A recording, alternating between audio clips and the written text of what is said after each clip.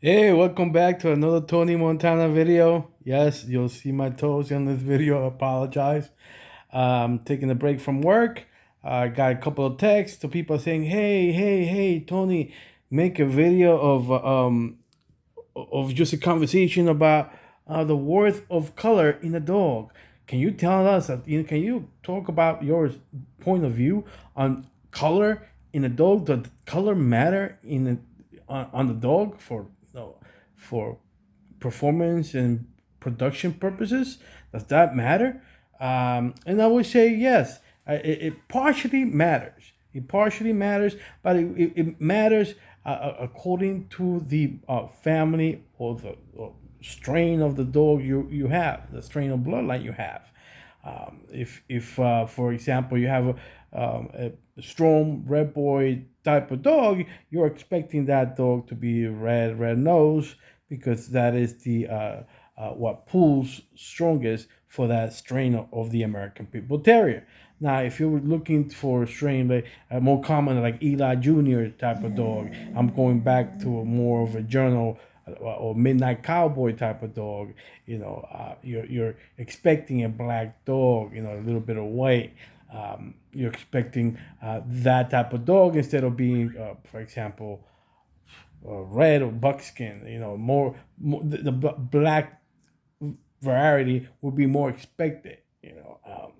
And I am not saying that the throwback, if you want to call it that, the throwback in those type of batches or litters you may have, maybe there'll be a throwback that's not true to that strain of American Pitbull Terrier, and you may have to look back and reference see where maybe what was coming back, what part of that was coming back from, of which lineage, which dogs did that throwback came from, and see perhaps you want to keep that dog and see what that throwback or genetic throwback is going to show you as a dog.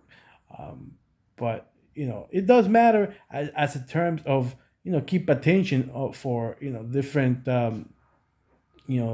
different attributes you're looking for in terms of personality. Some a lot of times when the color will come with also that it looks a certain way than the other dogs that perhaps are came out, like say some black, some red. So then each one may have physical, aside from the color, they might look a little bit different because they're coming from their DNA, the genes is being activated a different way, a tad different way, and you might want to keep them to separate in terms of breeding purposes if in the future, obviously, because uh, you're looking to see if they start showing different traits, separate traits. So think about that. But overall, that saying that just all reds or all blacks or all this and that are good dogs or bad dogs, it's incorrect.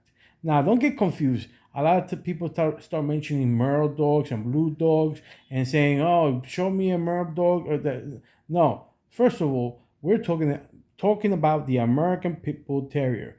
Merle and blue. No offense to everyone that may be offended, but not trying to do that. Merle and blue are not American Pit Bull Terriers. Simple as that. When you're mentioning Merle, definitely this. That the Merle dog came from the Louisiana area, and that's because of the mix with another bulldog type, the Catahoula bulldog, I believe it. And that dog, has Merle. That's why these American people calling these American people Terrier Merle dogs that have light eyes because they're mixed. They're not American people Terriers at all. So of course they're not going to perform work and merit titles above real dogs, above real American Pitbull Terriers. So when you got to be careful when people talk to you about this and that. They might be mixing different information to make it sound good or make it sound interesting. But Merle and Blue are not American Pitbull Terriers, so you can't be counting those as in the percentages. There's good black dogs, there's white dogs, the Casper dogs. I understand they're good dogs.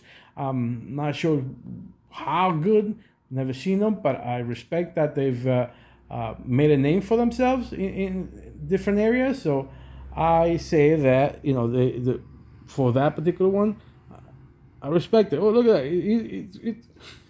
It's possessed. Anyway, this is Tony Montana. I think telling you color ain't the thing, but you should pay attention to it. Peace.